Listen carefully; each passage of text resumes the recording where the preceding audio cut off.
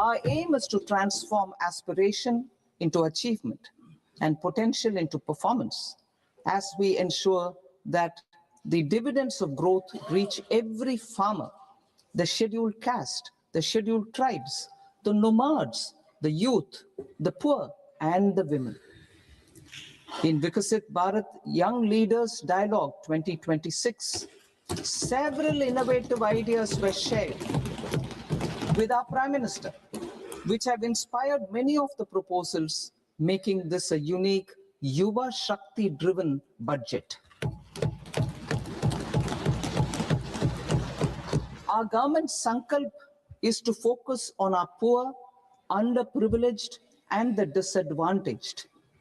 To deliver on this sankalp, and given that this is the first budget prepared in Kartavya Bhavan, we are inspired by three Kartavya. Our first Kartavya is to accelerate and sustain economic growth by enhancing productivity and competitiveness and building resilience to volatile global dynamics. Our second Kartavya is to fulfill aspirations of our people and build their capacity, making them strong partners in India's path to prosperity. Our third Kartavya, aligned with our vision of Sabka Saath, Sabka Vikas, is to ensure that every family, community, region, and sector has access to resources, amenities, and opportunities for meaningful participation. This threefold approach requires a supportive ecosystem. The first requirement is to sustain the momentum of structural reforms, continuous, adaptive, and forward-looking. Second, a robust and resilient financial sector is central to mobilizing savings, allocating capital efficiently, and managing risks. Third, cutting-edge technologies, including AI applications,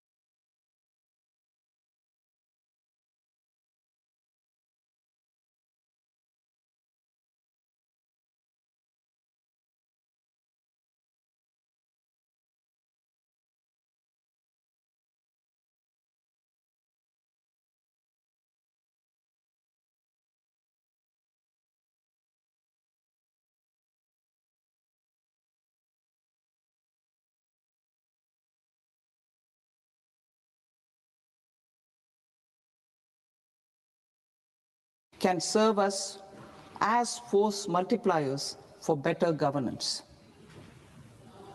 Reform Express. Our government has undertaken comprehensive reforms towards creating employment, boosting productivity, and accelerating growth. After the Prime Minister's announcement on Independence Day in 2025, over 350 reforms have been rolled out. This includes GST simplification, notification of labor codes, and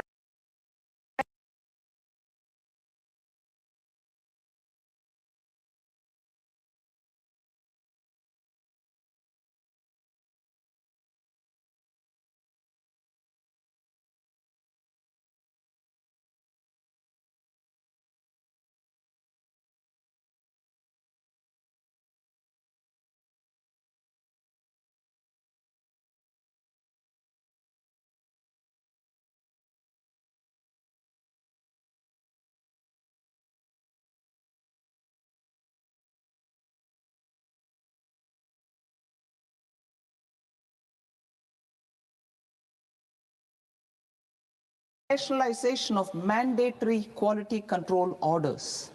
High-level committees have been formed, and in parallel, the central government of 10,000 crores over the next 5 years. This will build the ecosystem for domestic production of biologics and biosimilars. The strategy will include a biopharma-focused network with 3 new national institutes of pharmaceutical education and research, popularly known as NIPERS, and upgrading 7 existing ones. It will also create a network of 1,000 accredited India clinical trials sites.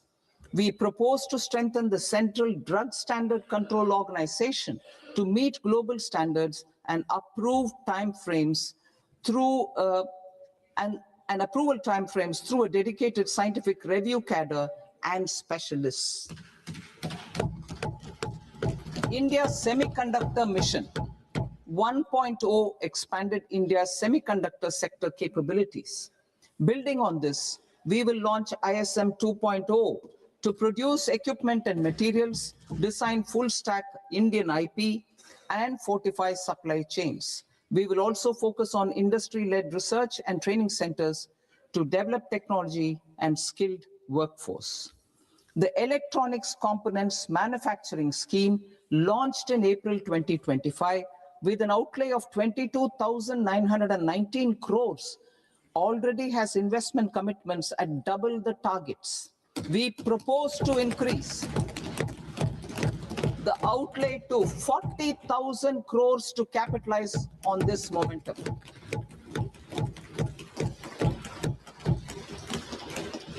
A scheme for rare earth permanent magnets was launched in 2025 November. We now propose to support the mineral-rich states of Odisha, Kerala, Andhra Pradesh, and Tamil Nadu to establish dedicated rare earth corridors to promote mining, processing, research, and manufacturing. To enhance domestic chemical production and reduction import dependency and reduce import dependency, we will launch a scheme to support states in establishing 3 dedicated chemical parks through challenge route on a cluster-based plug-and-play model. Strong capital goods.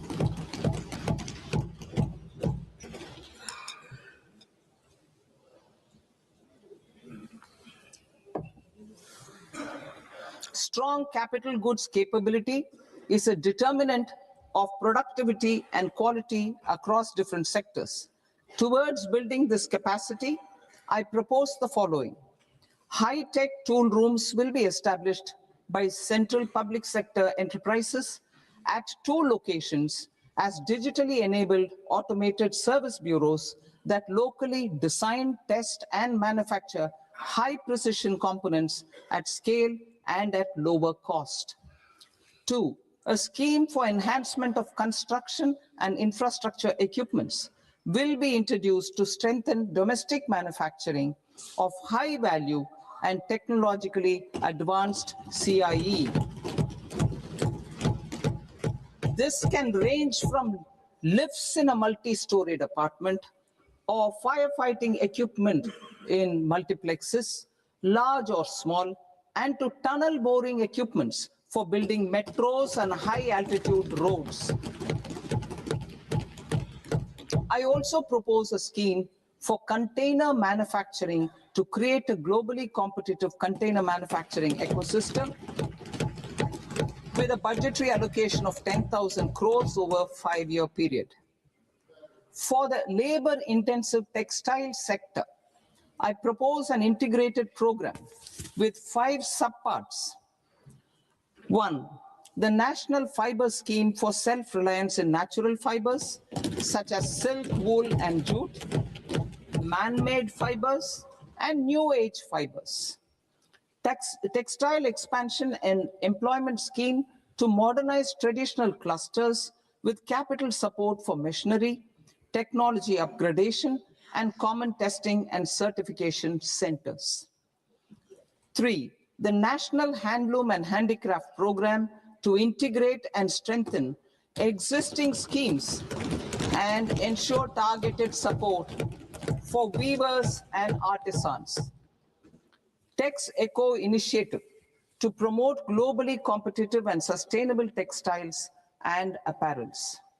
Samarth 2.0 to modernize the upgrade the textile skilling ecosystem through collaboration with industry and academic institutions. Further, I propose to set up mega textile parks in challenge mode. They can also focus on bringing value addition to technical textiles. I propose to launch the Mahatma Gandhi Gram Swaraj initiative to strengthen khadi, handloom, and handicrafts. This will help in global market linkage and branding. It will streamline and support training, skilling, quality of process, and production. This will benefit our weavers, village industries, one district, one product, ODOP initiative, and also our rural youth. India has the potential to emerge as a global hub for high quality, affordable sports goods. I propose a dedicated initiative for sports goods that will promote manufacturing, research, and innovation in equipment design, as well as material sciences. Rejuvenation of legacy industrial clusters. I propose to introduce a scheme to revive 200 legacy industrial clusters to improve their cost competitiveness and efficiency through infrastructure and technology upgradation. Creating champion SMEs and supporting micro enterprises. Recognizing MSMEs as a vital engine of growth, I propose a three-pronged approach to help them grow as champions. Equity support. I propose to introduce a dedicated 10,000 crores SME growth fund to create future champions, incentivizing enterprises based on select criteria. I also propose to top up the Self-Reliant India Fund set up in 2021 with 2,000 crores to continue support to micro enterprises and maintain their access to risk capital. Liquidity support. With TREADS, more than 7 lakh crore has been made available to MSMEs. To leverage its full potential, I propose 4 measures. 1, mandate TREADS as the transaction settlement platform for all purchases from MSMEs by CPSEs, serving as a benchmark for other corporates. 2, introduce a credit guarantee support mechanism through CGTMSE for invoice discounting on TREADS platform. 3, link GEM with TREADS for sharing information with financiers about government purchases from MSMEs, encouraging cheaper and quicker financing. 4, introduce TREADS receivables as asset-backed securities, helping develop a secondary market, enhancing liquidity and settlement of transactions. Professional support. Government will facilitate professional institutions such as the ICAI, ICSI, ICMAI to design short-term modular courses and practical tools to develop a cadre of corporate mitras, especially in Tier 2 and Tier 3 towns. These accredited para-professionals will help MSMEs meet compliance requirements at affordable costs. Infrastructure.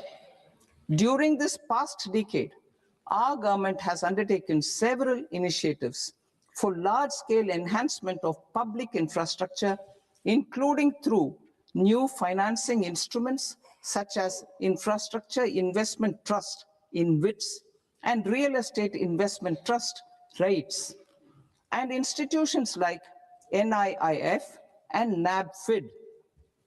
We shall continue to focus on developing infrastructure in cities with over 5 lakh population, that is tier 2, tier 3 cities, which have expanded to become growth centers. Public capital expenditure has increased manifold from 2 lakh crore in 2014-15 to an allocation of 11.2 lakh crore in BE 25-26. In this coming year, that is financial year 2026-27, I propose to increase it to 12.2 lakh crores to continue the momentum. To strengthen the confidence of private developers regarding risks during infrastructure development and construction phase, I propose to set up an infrastructure risk guarantee fund to provide prudentially calibrated partial credit guarantee to lenders. Over the years, REITs have emerged as a successful instrument for asset monetization. I propose to accelerate recycling of significant real estate assets of the CPSEs through the setting up of dedicated REITs. To promote environmentally sustainable movement of cargo, I propose to 1. Establish new dedicated freight corridors connecting Dankuni in the east to Surat in the west. Operationalize 20 new national waterways over the next 5 years,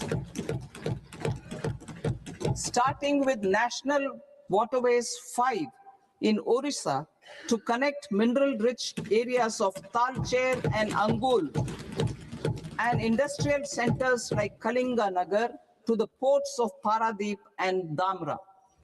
Training institutes will be set up as regional centers of excellence for development of required manpower for these waterways.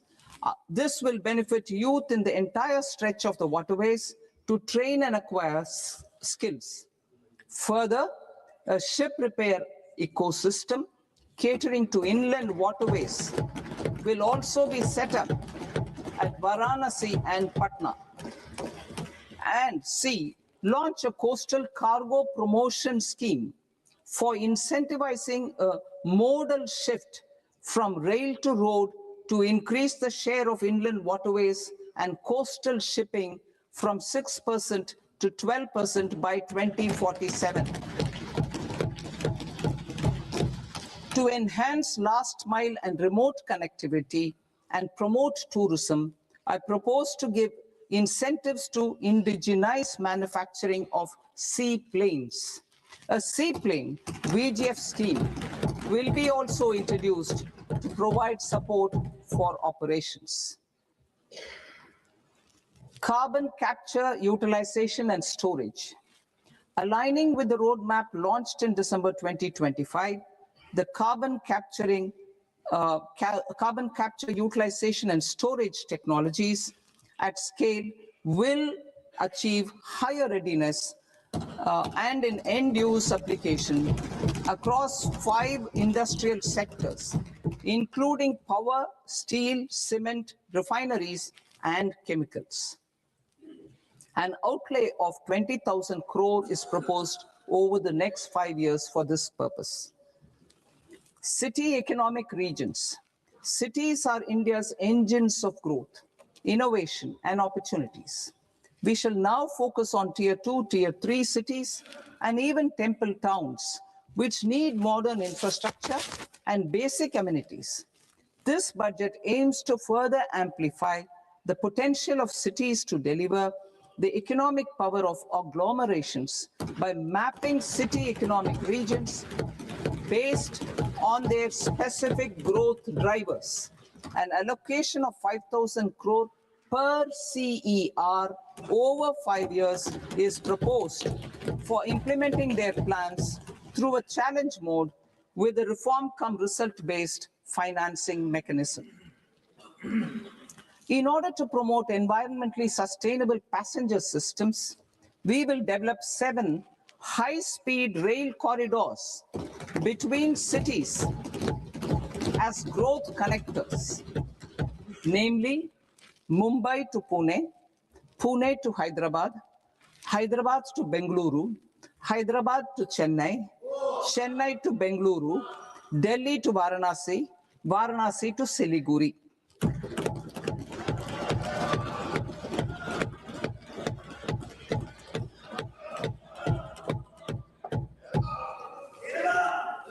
Financial sector. The Indian banking sector today is characterized by strong balance sheet, historic highs in profitability, improved asset quality, and coverage exceeding 98% of villages in the country. At this juncture, we are well placed to futuristically evaluate the measures needed to continue on the path of reform-led growth of this sector. I propose setting up a high-level committee on banking for Vikasit Bharat. High-level committee on banking for Vikasit Bharat to comprehensively review the sector and align it with India's next phase of growth, while safeguarding financial stability, inclusion, and consumer protection. The vision for NBFCs for Vikasit Bharat has been outlined with clear targets for credit disbursement and technology adoption in order to achieve scale and improve efficiency in the public sector NBFCs. As a first step, it is proposed to restructure the Power Finance Corporation and Rural Electrification Corporation. I propose a comprehensive review of the foreign exchange management non-debt instruments rules to create a more contemporary, user-friendly framework for foreign investments consistent with India's evolving economic priorities. Corporate bond market. I propose to introduce a market-making framework with suitable access to funds and derivatives on corporate bond indices.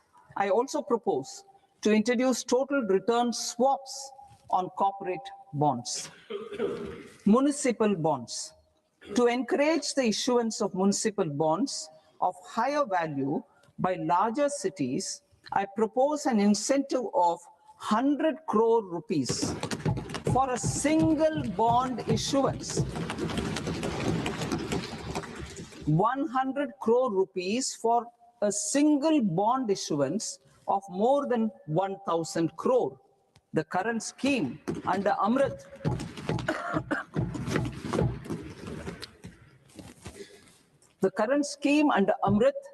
which incentivizes issuances up to 200 crores only, will also continue to support smaller and medium towns. That will also continue to support the smaller and medium towns. Ease of doing business.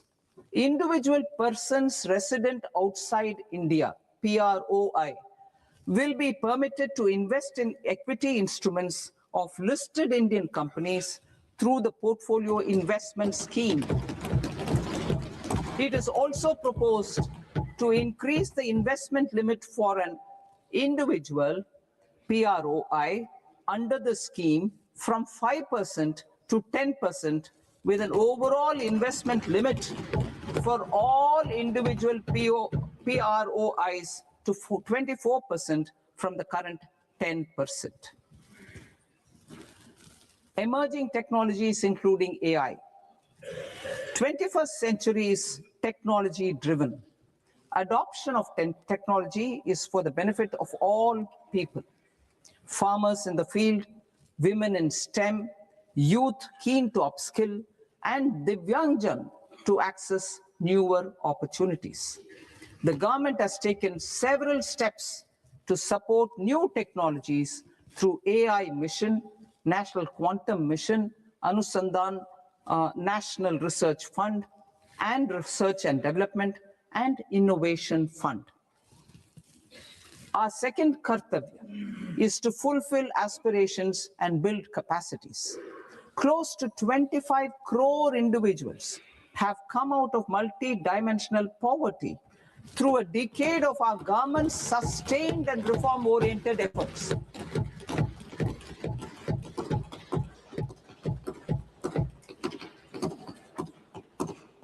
Our government has therefore decided to place a renewed emphasis on the service sector to provide a pathway to fulfilling aspirations of a youthful India with the following measures.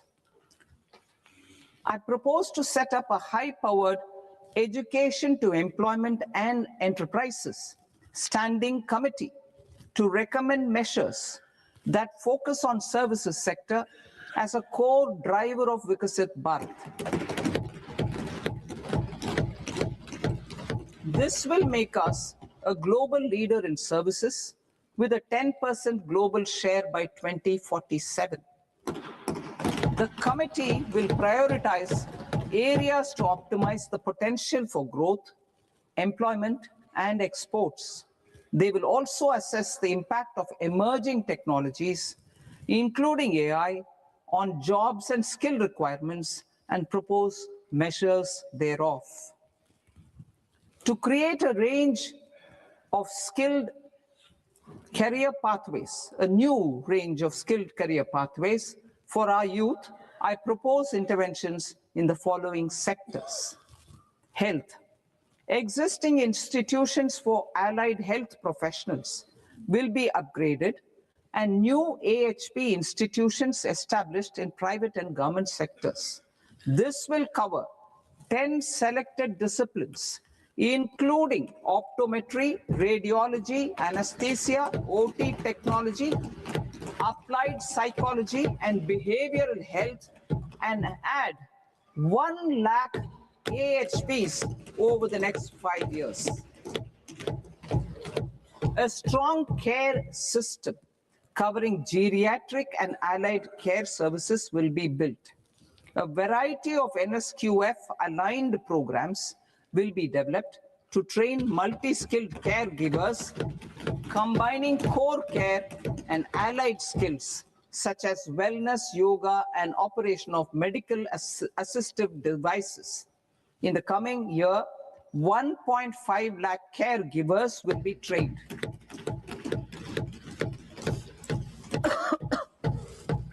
Hubs for medical value tourism. To promote India as a hub for medical tourism services, I propose to launch a scheme to support states in establishing 5 regional medical hubs in partnership with the private sector.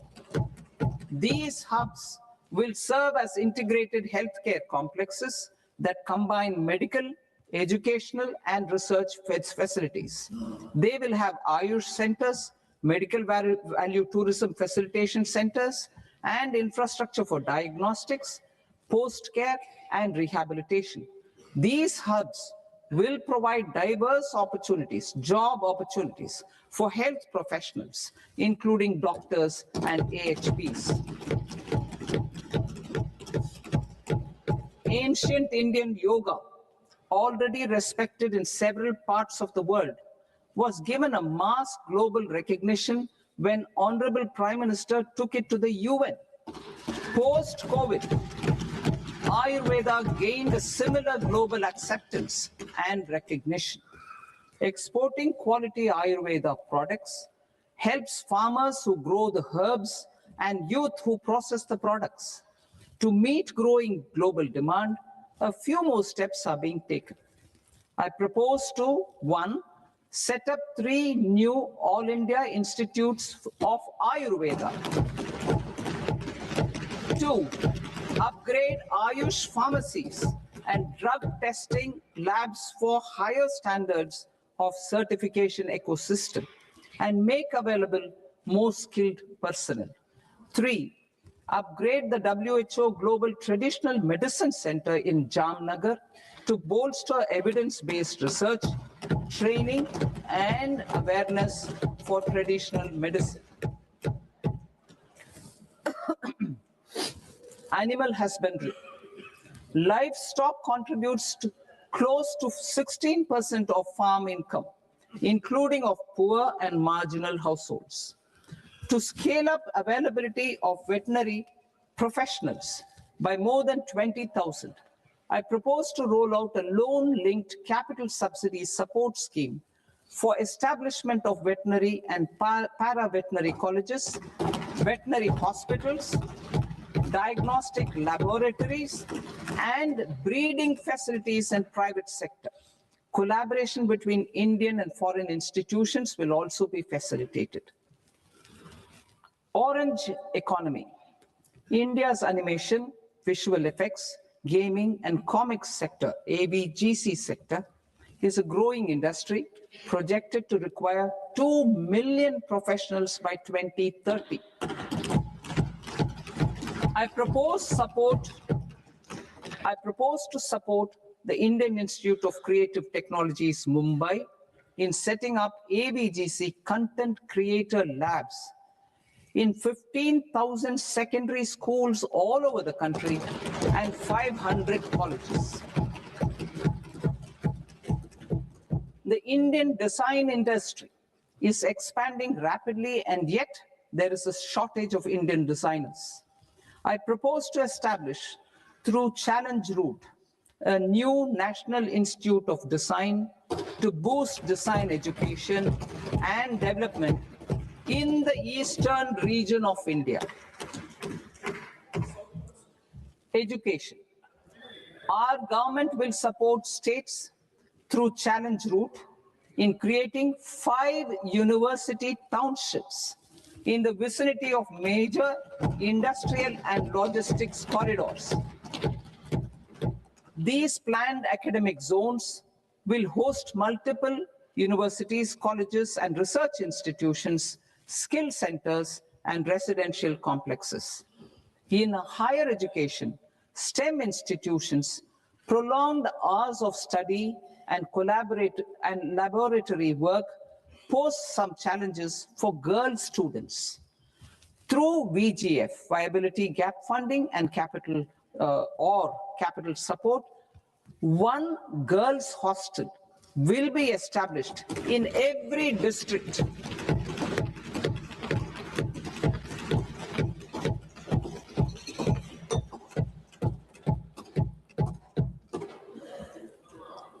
To promote astrophysics and astronomy via immersive experiences. 4 telescope infrastructure facilities will be set up or upgraded.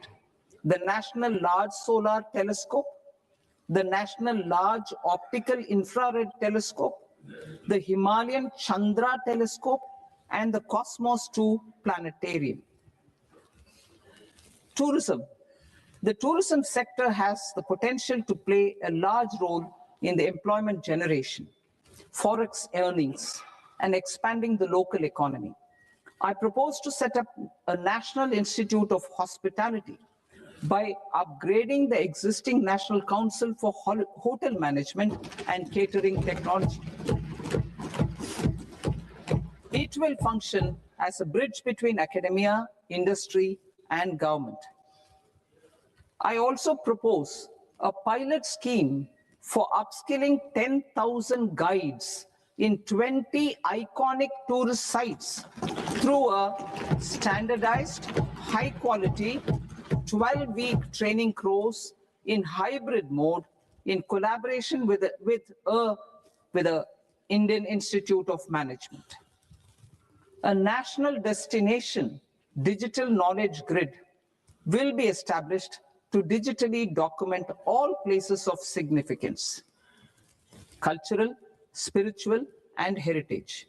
This initiative will create a new ecosystem of jobs for local researchers, historians, content creators, and technology partners. India has the potential and opportunity to offer world-class trekking and hiking experience. We will develop ecologically sustainable mountain trails in Himachal Pradesh, Uttarakhand, and Jammu Kashmir. Also in Araku Valley in the Eastern Ghats and Podigai Malai in the Western Ghats. Turtle trails along key nesting sites in the coastal areas of Odisha, Karnataka, and Kerala. And 3, bird watching trails along the Pulikat Lake in Andhra Pradesh, Tamil Nadu. It's on the border. Under the visionary leadership of Honorable Prime Minister, we established the International Big Cat Alliance in 2024.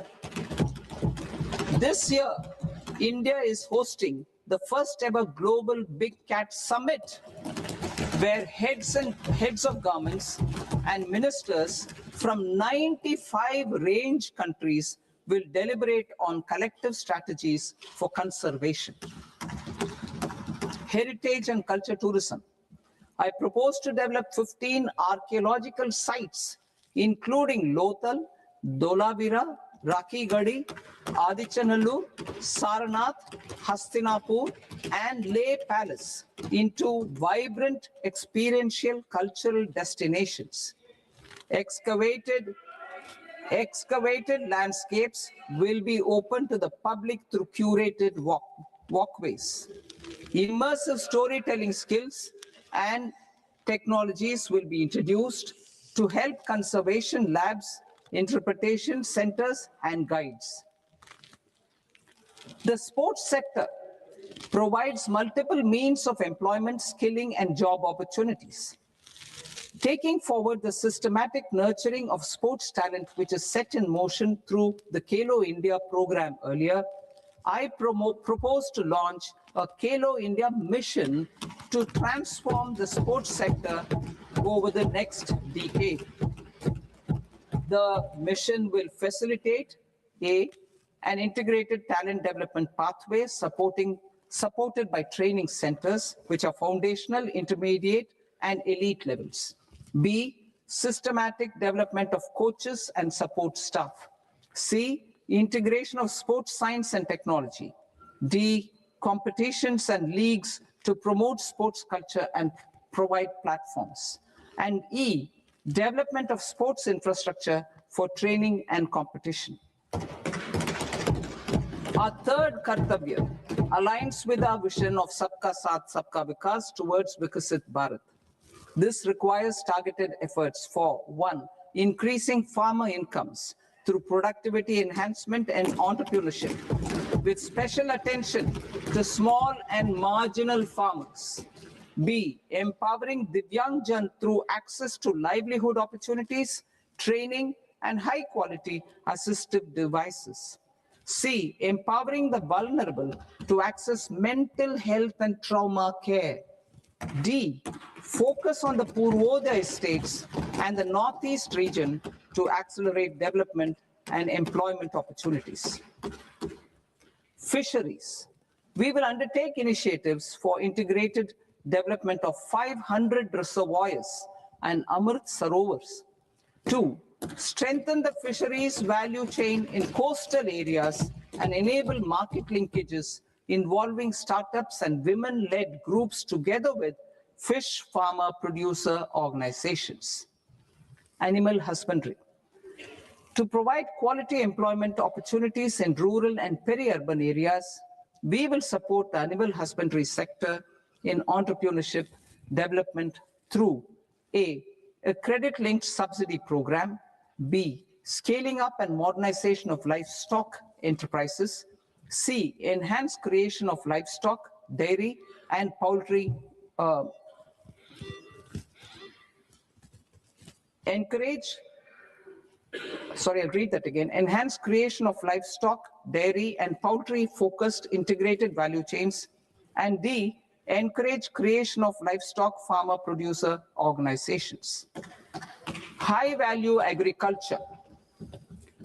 To diversify farm outputs, increase productivity, enhance farmers' incomes, and create new employment opportunities, we will support high-value crops such as coconut, sandalwood, cocoa, cashew in the coastal areas, agar trees in northeast, and nuts such as almonds, walnuts, and pine nuts in our hilly regions. These, all of them, will be supported. India is the world's largest producer of coconuts. About 30 million people, including nearly 10 million farmers, depend on coconuts for their livelihood. To further enhance competitiveness in coconut production, I propose a coconut promotion scheme to increase production and enhance productivity through various interventions, including replacing and non-productive trees with new saplings or plants or varieties in major coconut growing states. A dedicated program is proposed for Indian cashew and cocoa to make India self-reliant in raw cashew and coconut production and processing, enhance export competitiveness, and transform Indian cashew and Indian cocoa into premium global brands by 2030. Sandalwood. Sandalwood is closely linked to India's social and cultural heritage. Our government will partner with state governments to promote focused cultivation and post-harvest processing to restore the glory of the Indian sandalwood ecosystem, to rejuvenate old, low-yielding orchards, and expand high-density cultivation of walnuts, almonds, and pine nuts. We will support a dedicated program to enhance farmer incomes and in bringing value addition by engaging youth. Bharat Vistar, that is virtually integrated system to access agricultural resources. I propose to launch Bharat Vistar, a multilingual AI tool that shall integrate the AgriStack portals and the ICAR package on agricultural practices with AI systems. This will enhance farm productivity, enable better decisions for farmers, and reduce risk by providing customized advisory support. She Marts for rural women-led enterprises. Building on the success of Lakpati Didi program, I propose to help women take the next step from credit-linked livelihoods to being owners of enterprises. Self-help entrepreneur, She Marts will be set up as community-owned retail outlets within the cluster-level federations through enhanced and innovative financing instruments. Empowering Divyangjan. Divyangjan Kaushal Yojana. Information technology, AVGC sectors, hospitality and food and beverages sectors often offer task-oriented and process-driven roles which are suitable for Divyangjan. We will ensure dignified livelihood opportunities through industry-relevant and customized training specific to each Divyangjan group. Divyang Sahara Yojana. Timely access to high-quality assistive devices for all eligible Divyangjan is a fundamental need. I propose to, 1, support the Artificial Limbs Manufacturing Corporation of India, ALIMCO, to set up and to scale up production of assistive devices, invest in R&D and AI integration, strengthen PM Divyasha Kendras, and support setting up of assistive technology marts as modern retail style centers where Divyangjan and senior citizens can see, try, and purchase assistive products. Reaffirming our commitment to mental health and trauma care. There are no national institutes for mental health care in North India. We will therefore set up a NIMHANS 2 and also upgrade national mental health institutes in Ranchi and in Tezpur as regional apex institutions. Emergencies expose families, particularly the poor and vulnerable, to unexpected expenditure. We will strengthen and increase these capacities by 50% in district hospitals by establishing emergency and trauma care centers. Focus on Purvodaya states and northeastern regions. Purvodaya, I propose the development of an integrated East Coast industrial corridor with a well-connected node at Durgapur, creation of 5 tourism destinations in 5 Purvodaya states, and the provision of 4,000 e-buses. Buddhist sites in northeastern region. The northeastern region is a civilizational confluence of Theravada and Mahayana or Vajrayana traditions. I propose to launch a scheme for development of Buddhist circuits in Arunachal Pradesh, Sikkim, Assam, Manipur, Mizoram, and Tripura. The scheme will cover preservation of temples and monasteries, pilgrimage interpretation centers, connectivity, and pilgrim amenities. 16th Finance Commission. On 17th November 2025, the 16th Finance Commission submitted its report to the President. As mandated under Article 281 of the Constitution, the government is to lay the report along with the explanatory memorandum on the action taken report on the recommendations of the Commission in Parliament, which, Sir, Honorable Speaker, you've allowed me to do at the commencement of the session. The government has accepted the recommendation of the Commission to retain the vertical share of devolution at 41%. As recommended by the Commission, I have provided 1.4 lakh crores of rupees to the states for the year 2026-2027 as Finance Commission grants.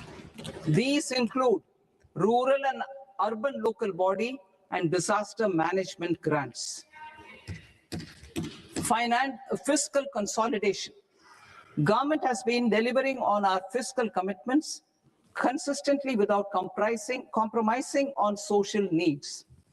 To strive towards accepted standards of fiscal management in Budget 25-26, I had indicated that the central government would target reaching a debt to GDP ratio of 50 plus or minus 1% by 2030-31. In line with this, the debt to GDP ratio is estimated to be 55.6% of GDP in BE 26-27, compared to 56.1% of GDP in RE 25-26. A declining debt to GDP ratio will gradually free up resources for priority sector lending and expenditure by reducing the outgo on interest payments. One of the main operational instruments for debt targeting is the fiscal deficit. I'm happy to inform this august House that I fulfilled my commitment made in 2021-2022 to reduce fiscal deficit below 4.5% of GDP by 25-26. In RE 25-26, the fiscal deficit has been estimated at par with BE of 2025-26 at 4.4% of GDP.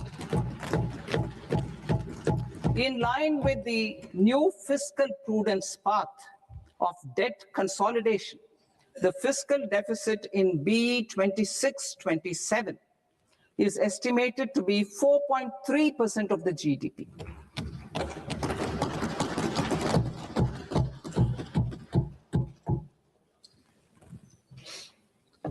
The revised estimates of the non-debt receipts are 34 lakh crore rupees, of which the center's net tax receipts are 26.7 lakh crore. The revised estimate of the total expenditure is 49.6 lakh crore rupees, of which the capital expenditure is about 11 lakh crores. Budget estimates 2026 to 2027. Coming to 26-27, the non-debt receipts and the total expenditure are estimated as 36.5 lakh crore and 53.5 lakh crore respectively. The centre's net tax receipts are estimated at 28.7 lakh crore rupees. To finance the fiscal deficit, the net market borrowings from dated securities are estimated at 11.7 lakh crore rupees. The balance financing is expected to come from small savings and other sources. The gross market borrowings are estimated at 17.2 lakh crore rupees. I'll now move to Part B. Part B, direct taxes.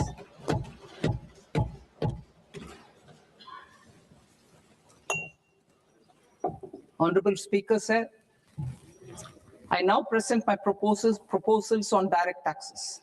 New Income Tax Act. In July 2024, I announced a comprehensive review of the Income Tax Act 1961. This was completed in a record time, and the Income Tax Act 2025 will come into effect from 1st April 2026. The simplified income tax rules and forms will be notified shortly, giving adequate time to taxpayers to acquaint themselves with its requirements. The forms have been redesigned such that ordinary citizens can comply without difficulty. Ease of living. I propose that any interest awarded by the Motor Accident Claims Tribunal to a natural person will be exempt from income tax, and any TDS on this account will be done away with. I propose to reduce TCS rate on the sale of overseas tour program package from the current 5% and 20% to 2% without any stipulation of amount. I propose to reduce TCS rate for pursuing education and for medical purposes under the Liberalized Remittance Scheme, popularly known as LRS, from 5% to 2%. Supply of manpower services is proposed to be specifically brought within the ambit of payment to contractors for the purpose of TDS to avoid ambiguity. Thus, TDS on these services will be at the rate of either 1% or 2% only. I propose a scheme for small taxpayers, wherein a rule-based automated process will enable obtaining a lower or nil deduction certificate instead of filing an application with the assessing officer. For the ease of taxpayer holding securities in multiple companies, I propose to enable depositories to accept Form 15G or Form 15H from the investor and provide it directly to various relevant companies. I propose to extend time available for revising returns from 31st December to up to 31st March with the payment of a nominal fee. I also propose to stagger the timeline for filing of tax returns. Individuals with ITR 1 and ITR 2 returns will continue to file till 31st July, and non-audit business cases or trusts are proposed to be allowed time till 31st August. TDS on sale of immovable property by a non-resident is proposed to be deducted and deposited through resident buyers and his or her PAN-based challan instead of requiring a TAN, which is a temporary accounting number. To address practical issues of small taxpayers like students, young professionals, tech employees, relocated NRIs, and such others, I propose to introduce a one-time 6-month foreign asset disclosure scheme for these taxpayers to disclose income or assets below a certain size. This scheme would be applicable for two categories of taxpayers, namely A, who did not disclose their overseas income or assets, and B, who disclosed their overseas income and or paid due tax but could not declare the asset acquired. For category A, the limit of undisclosed income or asset is proposed to be up to 1 crore rupees. They need to pay 30% of fair market value of asset or 30% of undisclosed income as tax and 30% as additional income tax in lieu of penalty and would thereby get immunity from prosecution. For category B, asset value is proposed to be up to 5 crore rupees. Here, immunity from both penalty and prosecution will be available with a payment of fee of 1 lakh rupees. Rationalizing penalty and prosecution. Multiplicity of proceedings are hindrance to the ease of doing business. I propose to integrate assessment and penalty proceedings by way of a common order for both. There will be no interest liability on the taxpayer on the penalty amount for the period of appeal before the first appellate authority, irrespective of the outcome of appeal process. Further, quantum of prepayment is being reduced from 20% to 10% and will continue to be calculated only on core tax demand. As an additional measure for reducing litigation, I propose to allow taxpayers to update their returns even after reassessment proceedings have been initiated, and an additional 10% tax rate over and above the rate applicable for the relevant year. The assessing officer will then use only this updated return in his proceedings. There is already a framework for immunity from penalty and prosecution in the cases of underreporting. I propose to apply this framework for immunity to misreporting too. However, in such a case, the taxpayer will need to pay 100% of the tax amount as an additional income tax over and above the tax and interest due. Penalties for certain technical defaults, such as failure to get accounts audited, non-furnishing of transfer pricing audit report, and default in furnishing statement for financial transactions are proposed to be converted into fee.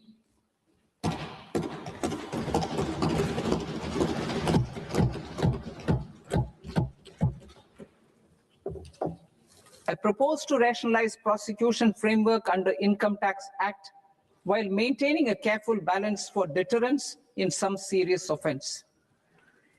Non-production of books of account and documents and requirement of TDS payment where payment is made in kind are being decriminalized. Further, minor offenses will attract fine only.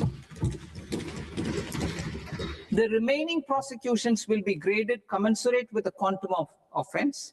They will entail only simple imprisonment with maximum imprisonment reduced to 2 years and power to courts to convert even those into fines.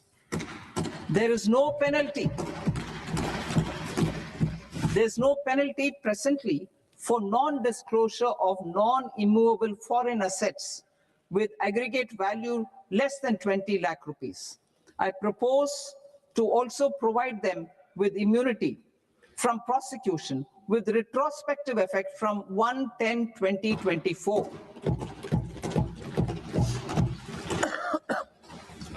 Cooperatives. Deduction is already allowed to a primary cooperative society engaged in supplying milk, oilseeds, fruits or vegetables raised or grown by its members.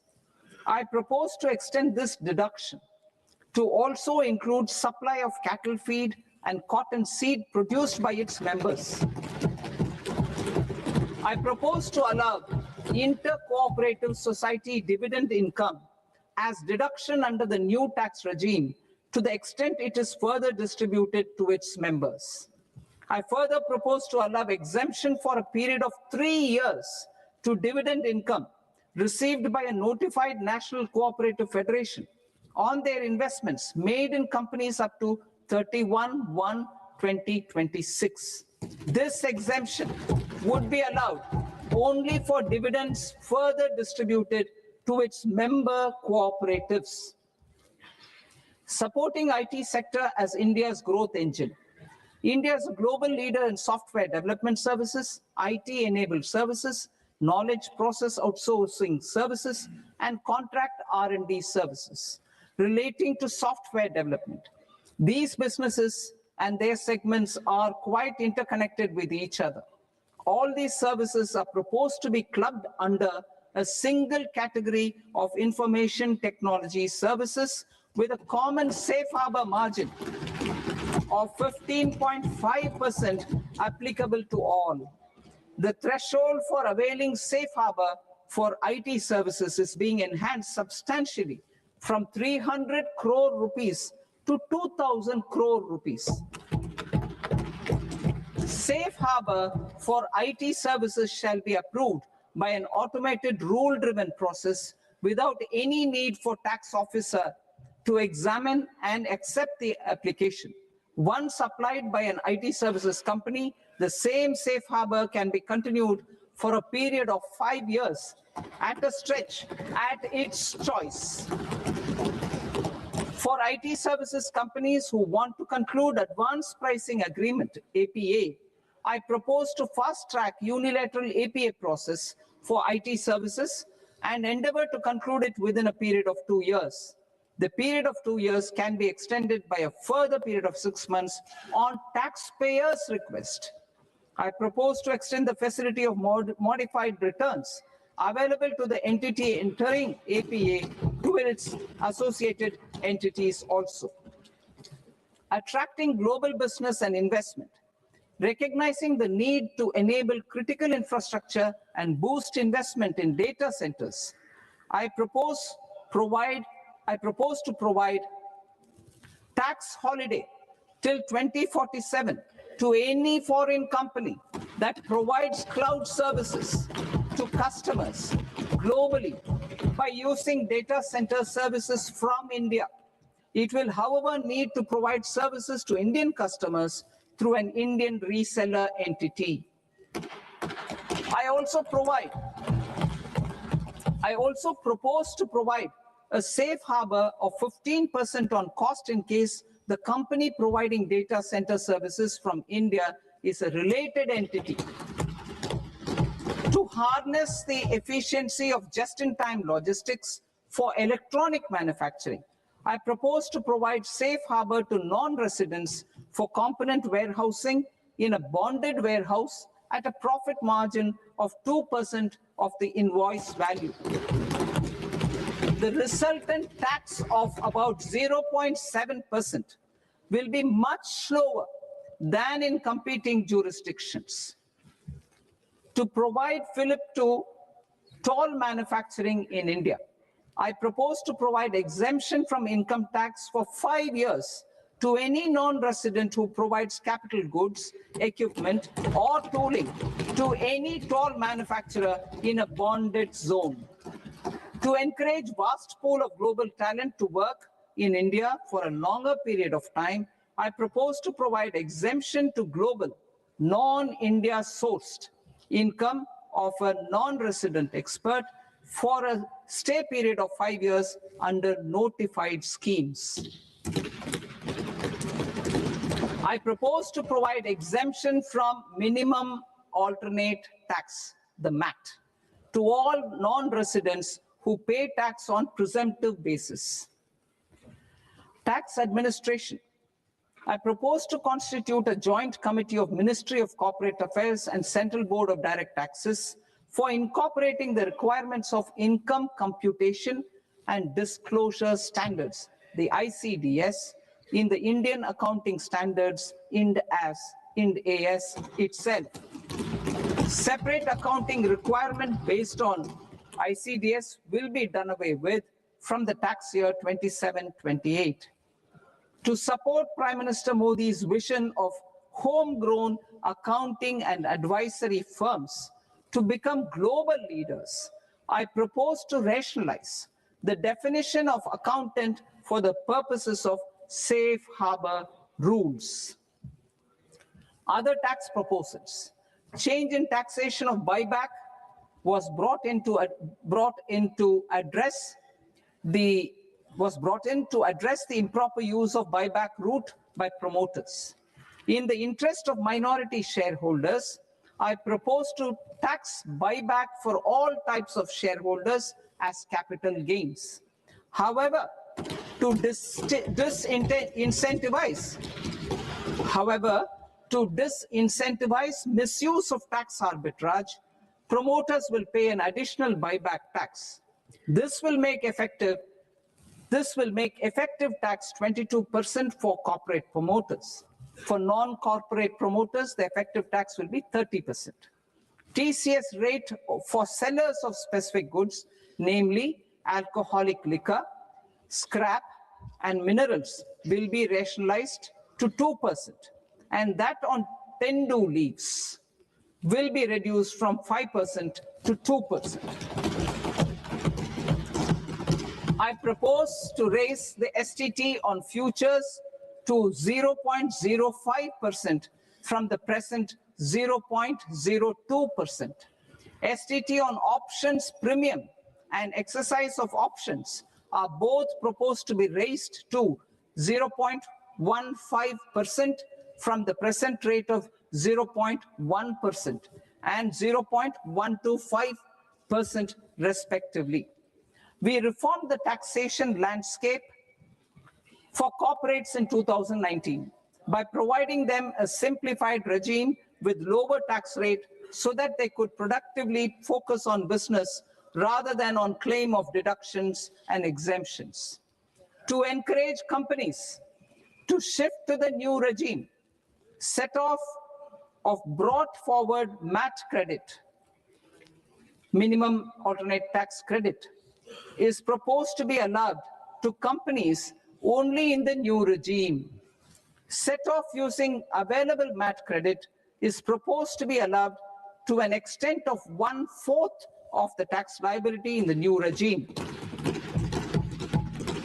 MAT is proposed to be made final tax, so there will be no further credit accumulation from 1st April 2026. In line with this change, the rate of final tax is being reduced to 14% from the current MAT rate of 15%. The brought forward MAT credit of taxpayers accumulated till 30th March 2026 will continue to be available to them for set off as above. Indirect taxes. I shall now take up proposals related to indirect taxes. My proposals for customs and central excise aim to further simplify the tariff structure, support domestic manufacturing, promote export competitiveness, and correct inversion in duty.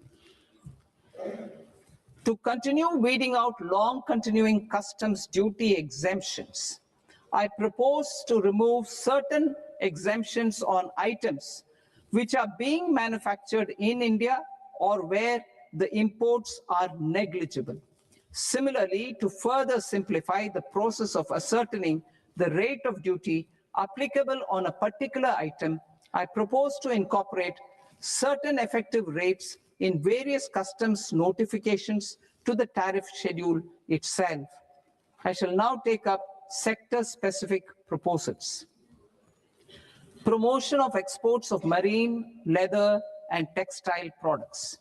I propose to increase the limit for duty-free imports of specified inputs used for processing seafoods for export from the current 1% to 3% of FOB value of the previous year's export turnover. I also propose to allow duty-free imports of specified inputs, which is currently available for exports of leather, or synthetic footwear to exports of shoe uppers as well. I propose to extend the time period for export of final product from the existing 6 months to 1 year for exporters of leather or textile garments, leather or synthetic footwear, and other leather products. Energy transition and security. I propose to extend the basic customs duty exemption given to capital goods used for manufacturing lithium-ion cells for batteries to those used for manufacturing lithium-ion cells for battery energy storage systems also.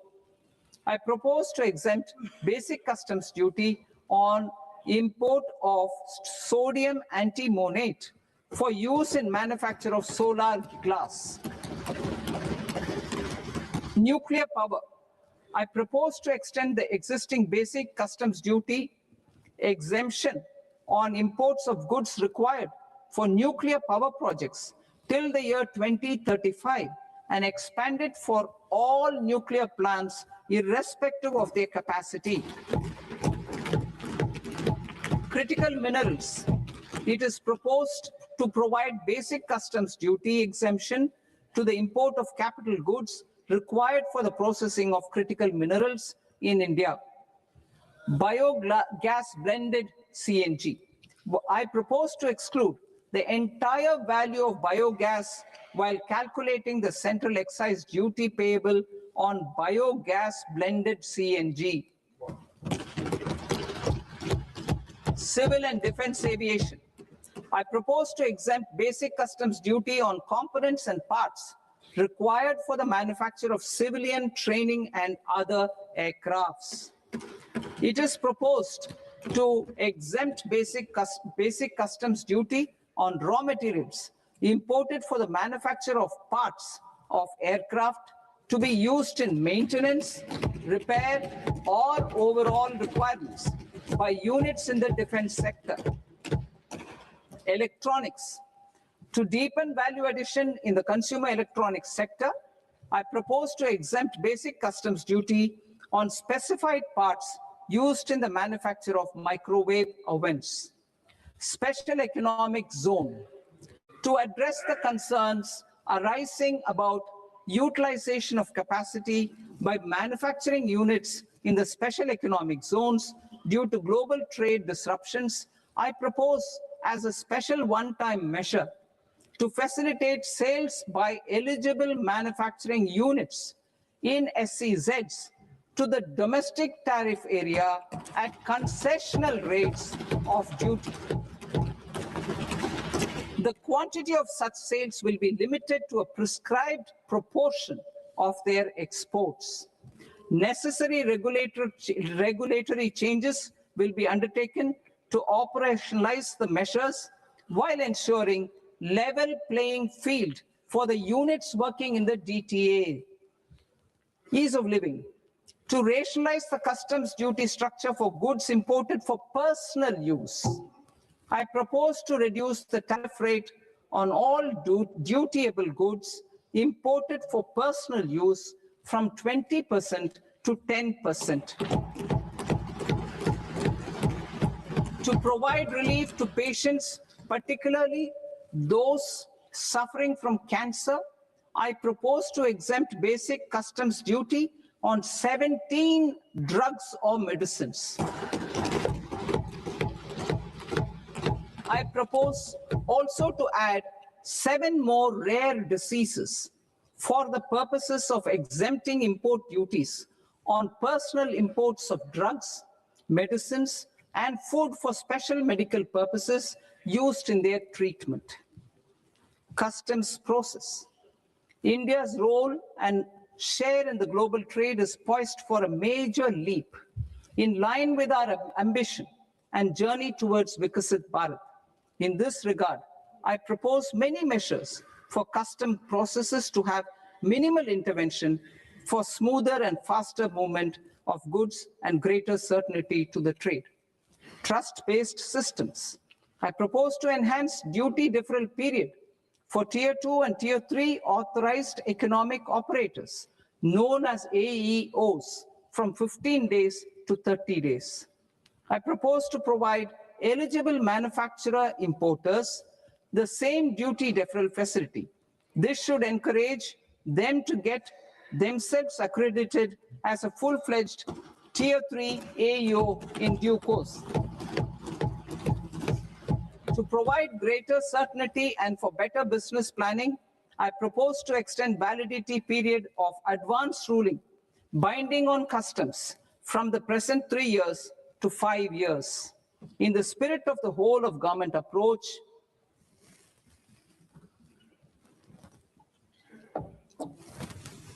government agencies will be encouraged to leverage AEO accreditation for preferential treatment in clearing their cargo.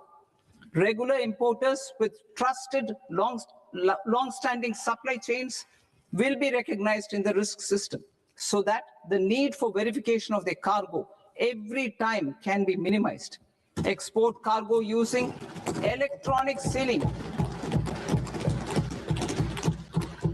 Export cargo using electronic sealing will be provided through clearance from the factory premises to the ship. For import of goods not needing any compliance, filing of bill of entry by a trusted importer and arrival of goods will automatically notify customs for completing their clearance formalities. This will enable goods to be released immediately on arrival. The customs warehouse framework will be transformed into a warehouse operator-centric system with a self-declarations, electronic tracking, and risk-based audit. These reforms will move away from the current system of officer-dependent approvals and reduce transaction delays and compliance costs. Ease of doing business.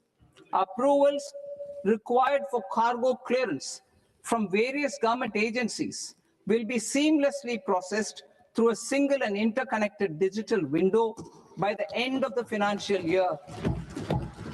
Processes involved in clearance of food, drugs, plant, and animal and wildlife products accounting for about 70% of interdicted cargo will be operationalized on this system by April 2026 itself. For goods not having any compliance requirement, clearance will be done by customs immediately after online registration is completed by the importer, subject to the payment of duty. Customs integrated system will be rolled out in 2 years as a single integrated and scalable platform for all customs processes.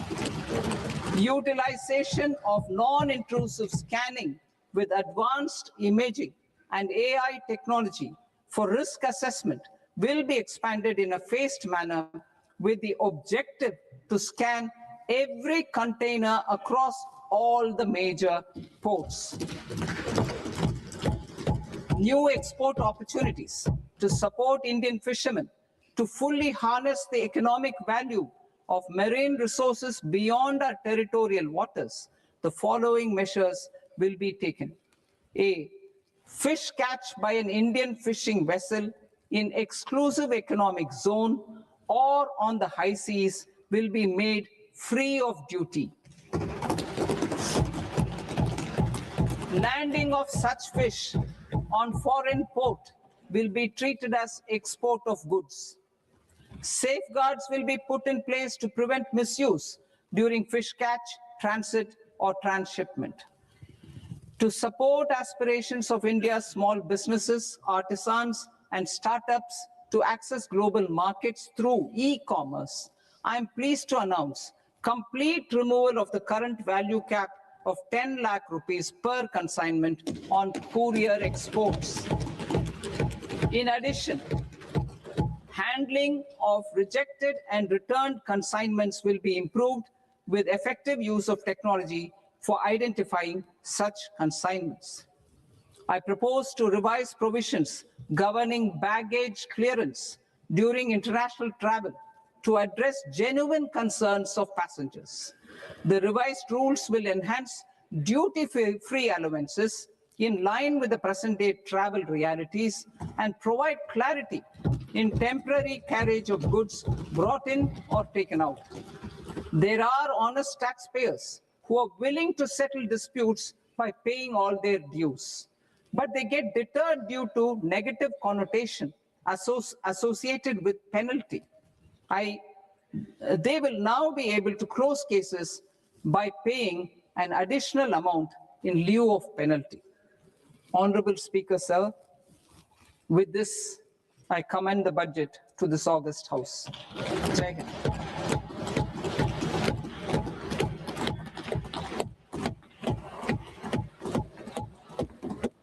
One and a half hours.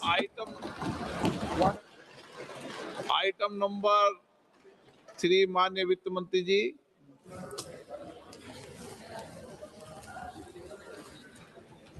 Item number 2, sir. 3। 3. Sir, with your permission, I rise to lay on the table of the following statements under Section 3, 1 of the Fiscal Responsibility and Budget Management Act of 2003, medium-term fiscal policy cum fiscal policy strategy statement, and macroeconomic framework statement.